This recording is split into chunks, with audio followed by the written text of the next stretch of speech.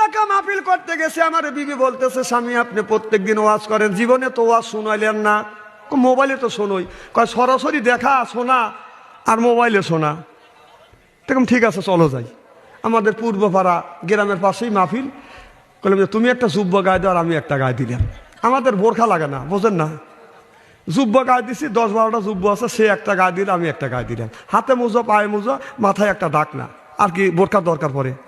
মাহফিলে গেছি যে আমি হুরের ওয়াজ করছি, এক একটা পুরুষকে 70টা করে হুর দিবি।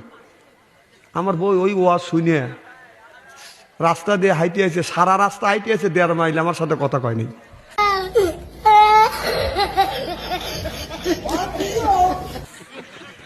বেশ নয় শুছি, খানিক পরে খালি কেনে দিয়ে গুতেছে, কম গুতোগুতি করো কে? তুমি কি, তোমাকে কি 70টা হুর দিবে? কম দিবেই তো, নামাজ এমনি পড়ি, হুরের লেগেই তো নামাজ পড়ি আর দিনের দাওয়াত দেই।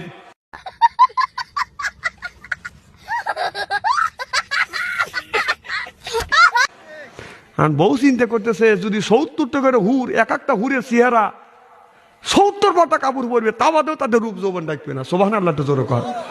তাহলে তো আমার দিকে তো তাকাবেই না। ওর মাথায় এরকম গোড়পাক খাচ্ছে।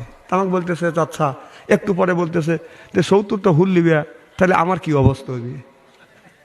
কি বললাম যে 70টা হুরের আমার অবস্থাটা কি হবে? তুমি মাহফিল করে আসো, তোমার মাথা মেসেজ করে দেই, পা মেসেজ করে দেই, ঠান্ডা হলে মানে আগুন জ্বলে গাওয়াত পা ছাকে দেই, এত কষ্ট করে আমার কি গতি হবে? আমি বললাম তোমাকে 70টা হুরের সর্দারিনী বানাবে। সুবহানাল্লাহ তোরে কর।